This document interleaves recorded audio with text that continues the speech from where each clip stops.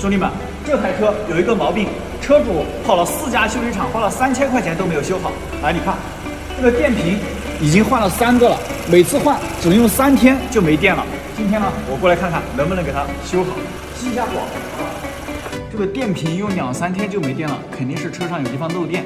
我们用万用表来给它测一下，先断开电瓶的负极，然后把万用表的这2根线给它接在电瓶的负极上。关上机盖，让车子完全进入到休眠状态。好，车已经锁了，我们来看一下它的静态耗电量。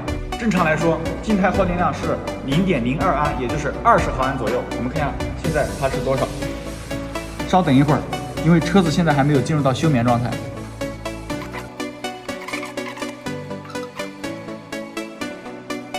好，0.87不动了，说明这台车它的静态耗电量是870毫安，明显高于正常的20毫安，这是典型的车子漏电的故障。接下来我就来看是哪里的原因，注意学，特别简单，把这个门锁给它锁上，然后这里有保险丝盒，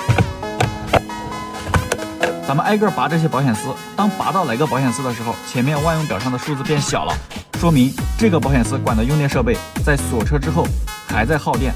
东来跟我说一下啊。哎，东了，出电了，多少了？0.08、0.06了，0.02。好，问题就出在这个保险丝上。我们来看看这个保险丝，它对应的是什么功能？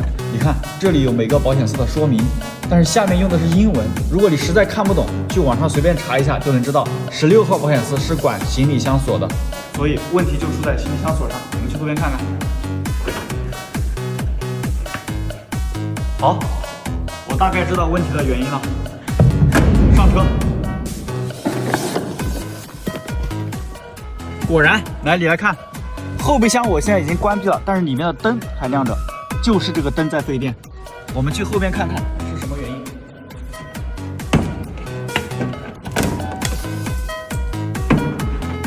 把这个插头给它拔掉。好，灯灭了，你看，说明问题就出在这个锁机上，里边肯定短路了，我们给它换掉。新的已经买回来了，汽配城拿的，只花了30块钱。我们给它装上去，看看效果。好，把插头插回去。灯亮了。好，全部装好了，我们上车看看效果。大家猜一下，后备箱的灯会不会灭掉？一会儿如果灭掉的话，老铁们帮我点个小心心支持一下。3、2、1，走你！看到没有，已经灭掉了，是不是？好，下面我们再到前面去测一下休眠状态下的静态耗电量。走。好，我们现在再来看一下它的静态耗电量到底是多少，能不能变成正常的0.02安，也就是20毫安。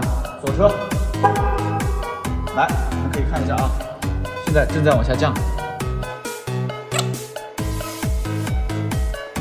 车子还没有完全休眠，我们再等一会儿。好，再降0.02，0.02。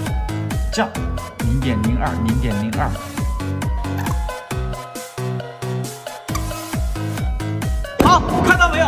已经变成正常的0.02了，问题已经彻底解决了。这块电瓶呢，我敢说再用5年，一点问题都没有。怎么样？是不是特别简单？关注我，每天学点汽车知识。